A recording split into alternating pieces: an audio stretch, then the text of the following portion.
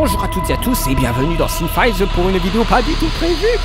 Une vidéo sur Get Out, un film sorti en 2017 de Jordan Peele avec Daniel Kaluuya, Allison Williams, Bradley Whitford et Catherine Keener.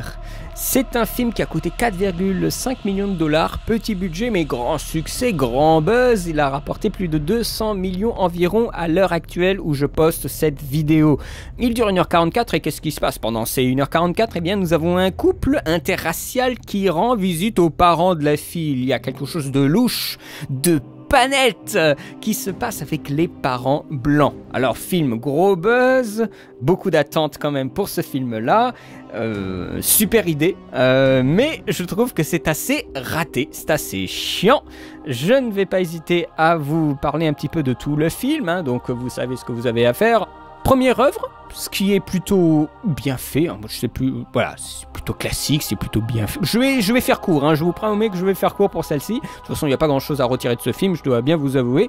L'originalité du projet, c'est quand même faire tourner l'injustice sociale en film d'horreur. On va dire film d'épouvante, film d'angoisse. Hein, ce n'est pas vraiment un film d'horreur, ça fait pas vraiment peur, ce n'est pas vraiment angoissant.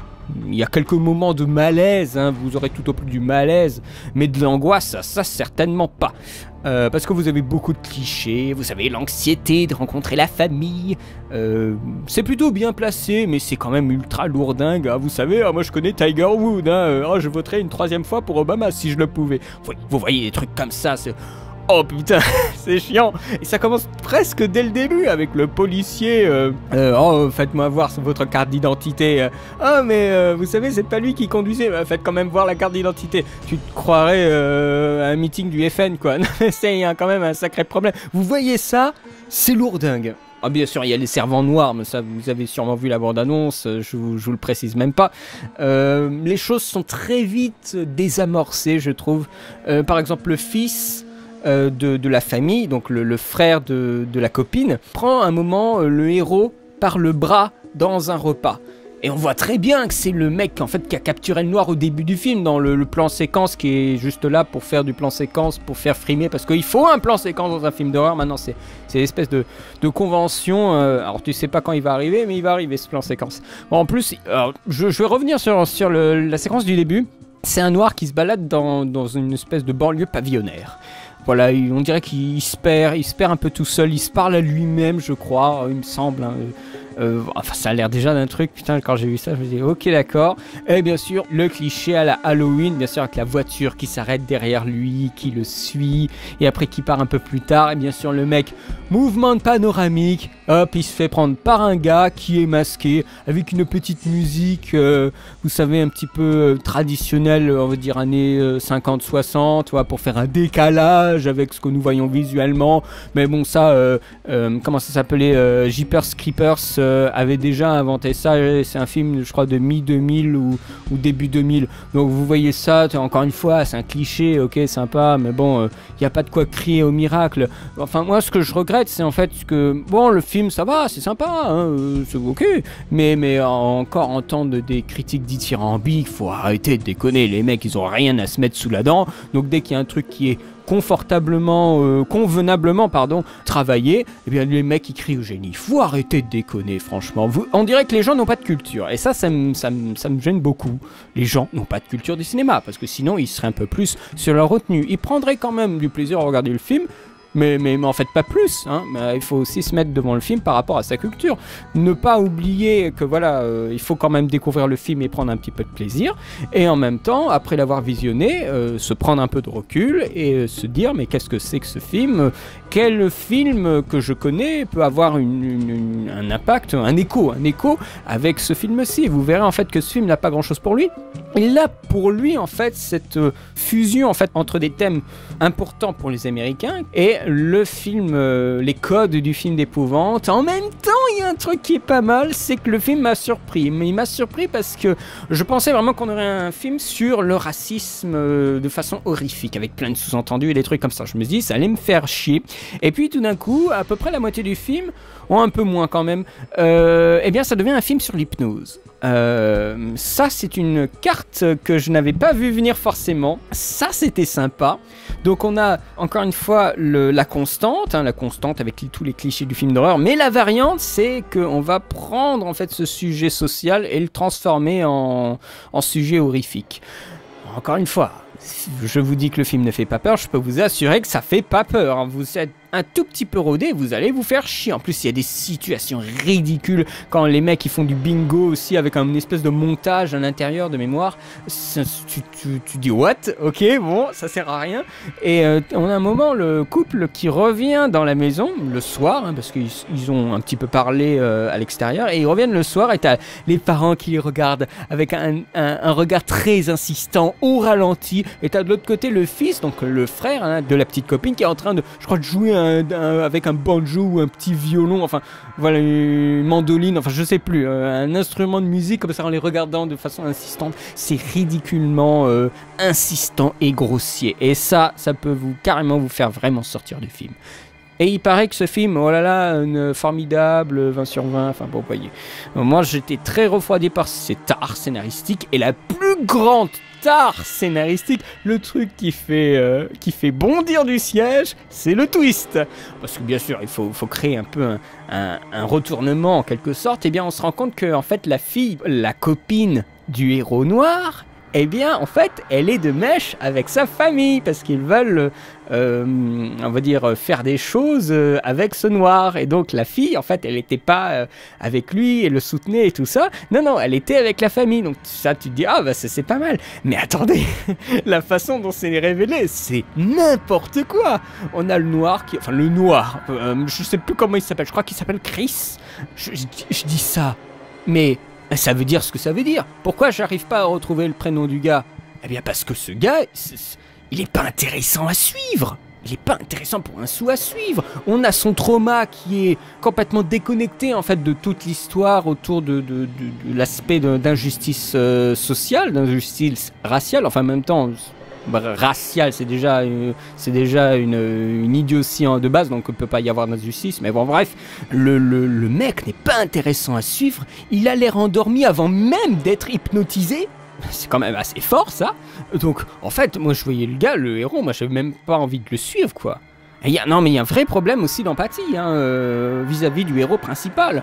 J'étais presque plus à fond avec son collègue qui travaille à la sécurité, qui est vraiment un cliché ambulant dans sa façon de parler, mais qui est plus sympathique, il sent plus le vivant que ce mec qui était complètement endormi du début à la fin du film.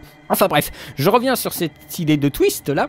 On a un moment le Chris, on va l'appeler Chris, qui est dans sa chambre, voilà, et tout d'un coup il voit qu'il y a une porte qui est ouverte sur le côté. Alors il regarde, on dirait une petite porte de Alice au Pays des Merveilles. Il ouvre la porte et il y a une jolie boîte rouge bien mise en évidence devant lui dans un placard. Alors il ouvre la boîte et qu'est-ce qu'il trouve? Il trouve qu'en fait sa copine, elle a été avec d'autres noirs avant plein de photos, et on se rend compte en fait c'est un peu celle qui fait l'appât pour après que ses parents puissent hypnotiser le noir et après puissent lui faire une opération. Donc on se rend compte voilà que le mec il est mené en bateau, qu'il est prisonnier de cette maison. Mais le truc c'est quand même que tu te demandes pourquoi la porte elle est ouverte, pourquoi il y a la jolie boîte qui est bien installée. Alors là, bien sûr, on peut se dire, mais ça, le film ne nous le dit pas vraiment, que c'est peut-être un des majordomes qui possédait, donc hypnotisé, a peut-être eu un déclic pour revenir un peu à la normale et à déposer des indices auprès de Chris via cette boîte rouge. Mais faut vraiment aller un petit peu loin pour sortir ça. Non, c'est parce que le mec il savait pas comment écrire le truc, donc il a fait bah voilà, il y a une boîte rouge, elle est au milieu, et puis voilà. Non franchement, ça c'est aussi du foutage de gueule. C'est du foutage de gueule scénaristique. Enfin, vous pouvez pas me dire que ce truc est bien écrit. Donc en gros déjà il y a un gros point qui est négatif, c'est que le truc il est mal écrit. Pour un twist, le twist quand même, le twist c'est important à bien écrire.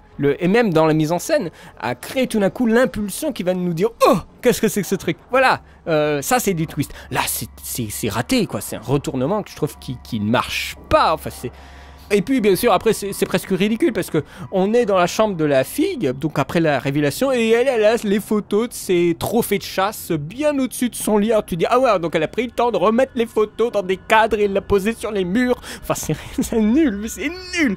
Alors bon, ok, passez ce twist, passez ce retournement, le dernier acte du film est bon. Le film se transforme, il se transforme en hommage.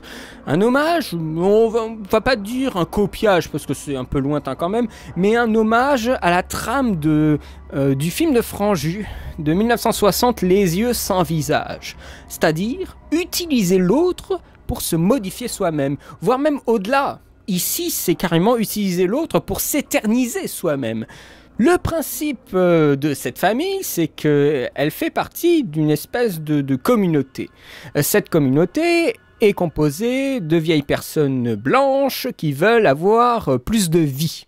Ce qu'ils vont faire, c'est transplanter leur cerveau dans les corps des Noirs. Et donc, les serviteurs de cette famille blanche sont en fait leurs grands-parents.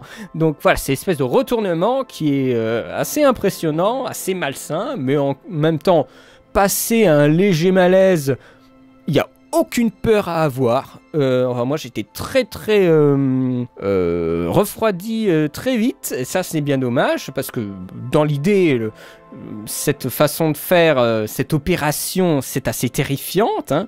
Je trouve que la sauce ne prend pas vraiment, un petit défaut d'écriture je dirais. Après défaut d'écriture, là, il faudrait que j'en parle avec un scénariste pour être sûr de ce que je dis, mais en tout cas je l'ai ressenti, je devrais dire, comme un défaut d'écriture. Les dernières 30 minutes sont sympas, elles sont bien, même si encore une fois on ne va pas jusqu'au bout. C'était une happy end, sachant que dans le scénario original, de ce que j'ai lu rapidement sur le web, eh bien le Chris devait être arrêté par la police parce qu'il a tué une famille de blancs, alors que c'est faux, hein. C'est quand même la famille de blancs qui l'a séquestré et qui a voulu lui ôter la vie, hein. Lui ôter son cerveau. Donc voilà, et là bien sûr c'est le copain de Chris, le copain noir, le black, qui vient le récupérer. Donc oui voilà, c'est du happy end, bon, même si le mec il a perdu sa copine, bon, enfin qui n'était pas vraiment sa copine au final, mais bon vous voyez ce que je veux dire. Alors que dans la version originale du script, eh bien il devait être coffré quoi pour avoir tué des gens, mais parce qu'il y a eu des événements aux États-Unis, eh bien maintenant c'est plus le cas. Là on a une happy end, donc faut pas dire non plus que ce film c'est du jusqu'au boutisme et tout ça, c'est faux encore une fois. Donc vraiment le film il a de moins en moins de choses pour lui, hein. Est-ce que je vais trouver des points positifs pour ce film? Et en plus bon on peut continuer encore un petit peu si vous voulez, hein. Le film s'amuse, il s'amuse complètement parce que vous allez pas me dire, vous allez pas me faire croire que la personnalité de l'ancienne personne soit restée dans un corps transplanté, puisque sa personnalité est liée à son cerveau qui a été enlevé. Donc il y aurait l'âme, mais c'est très vaseux, franchement, c'est très vaseux. Donc là, il y a un côté, voilà, on encule la physique, on encule la biologie, tout ça, mais on va même pas chercher le film forcément pour cet aspect-là, mais au cas où, hein, pour les gens qui disent, ouais, c'est réaliste, hein, mon cul, ouais, mon cul c'est du poulet. Vous sentez que j'ai pas l'air emballé, hein, mais c'est quelqu'un qui ne regarde pas beaucoup de films d'horreur et d'épouvante qui vous parle là. Donc franchement je sais pas du tout comment un grand connaisseur de ce genre de film peut recevoir en fait Get Out s'il est un tout petit peu critique. Franchement c'est la grande question. En tout cas moi j'attendais que les choses se passent. C'est un petit peu embêtant. Je vais passer rapidement sur les personnages, j'en ai un tout petit peu déjà parlé. Il joue bien, bon, mis à part vraiment le héros principal, je trouve qu'il est très endormi. Dans l'ensemble, ça joue bien. Après, vous savez, moi j'ai beaucoup de mal à parler des jeux d'acteurs. Je pense que ce qui me gêne dans le héros, c'est que on nous souligne dès la première scène dans l'appartement son appréhension à rencontrer la famille. Et du coup, on vend presque la mèche. Qu'il va y avoir du racisme sous-entendu, alors que je pense que ça aurait été plus intéressant de nous les faire discuter dans la voiture tranquillement, déjà en cours de route, comme ça aussi on économise un décor, et tout d'un coup dans la discussion avec la famille, on commence à voir en fait qui ils sont vraiment, mais par le dévoilement de la découverte du mystère, de ce qui nous est inconnu, alors que là c'est d'emblée, oh là là, je sais pas s'ils vont m'aimer, hein, parce que je suis black, est-ce que tu leur as dit que j'étais black? Non mais franchement, c'est nul quand même. Je trouve que le film dans ce cas-là ne gère pas ses conflits de base. ne gère pas ses conflits de base et ne gère pas aussi la tension parce que les méchants ils sont cons parce qu'ils font des gros sous-entendus vulgaires et le héros principal est aussi con de ne pas voir tout ce qui se passe parce que je pense que dès la première journée il aurait envie de se barrer parce que c'est dangereux pour lui, parce que c'est malsain, mais bon voilà, parce qu'il faut les conventions, parce qu'il doit rester, parce que le scénario veut qu'il reste, voilà, donc on fait n'importe quoi pour qu'il reste, même si c'est absurde hein. Voilà, qu'est-ce que vous voulez que je vous dise davantage Après, vous savez, oh là là, mais là, l'originalité de ce film, c'est qu'il y a du racisme. Ah ouais, mis à part dire qu'il y a du racisme, qu'est-ce que tu veux dire d'autre hein? LOL. Je trouve que si vous voulez un film qui représente le racisme dans les familles aisées américaines blanches, eh bien, je vous conseille d'aller voir, c'est un film qui date un petit peu, de 67, je vous conseille d'aller voir Devine qui vient dîner, de Stanley Kramer, que j'ai pu voir, qui est vraiment superbe. Ça, je pense qu'il y a beaucoup de critiques américains qui l'ont souligné, hein, Devine qui vient dîner. C'est un film qui est plus dans le comédie dramatique.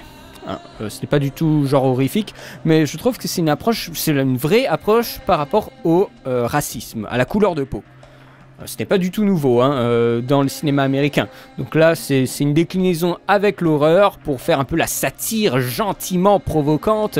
C'est un film politique, je dirais que non, parce qu'il y a quand même quelques critiques qui l'ont souligné. Je dirais que c'est un témoignage. Je crois que le réalisateur, de mémoire, dans des interviews, il disait qu'il voulait retranscrire quelques sensations qu'il avait lui-même dans sa vie. C'est plus un film sur un climat de tension pour créer un léger malaise, vous voyez ce que je veux dire ?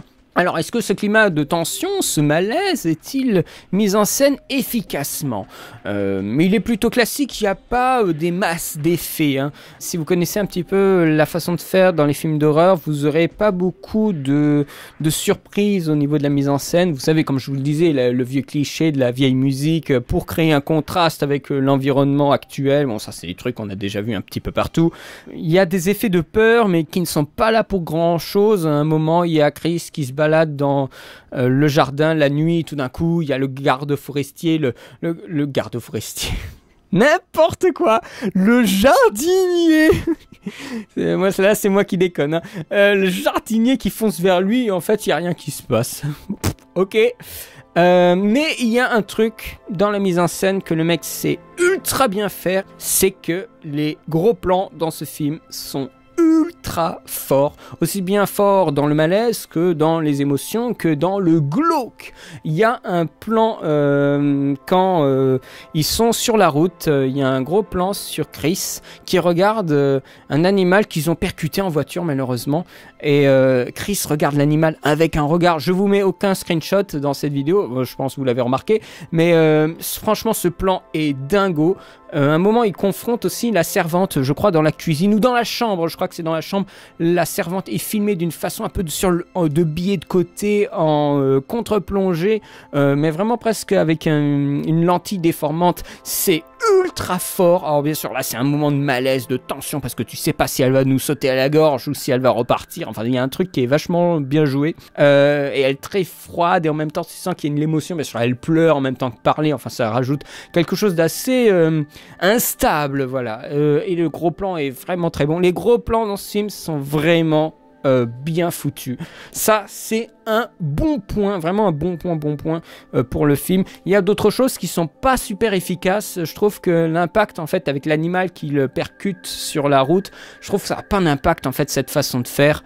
Enfin, c'est une espèce de quick cut à un moment dans la bagnole avec un plan qui dure quelques frames, je pense, quelques images, et en fait on les voit rire au beau milieu alors qu'on devrait avoir un choc en fait dans leur visage. Enfin voilà, moi il y a certains moments, je trouve que c'est un peu mal géré dans les choix de cadrage par exemple, ou dans ce qui nous est narré en fait. Tout simplement il y a du déchet, je dirais qu'il y aurait un petit peu de déchet. Enfin non, c'est pas du déchet, c'est que c'est gratuit, ça n'amène à rien. Voilà, je devrais le reformuler comme ça.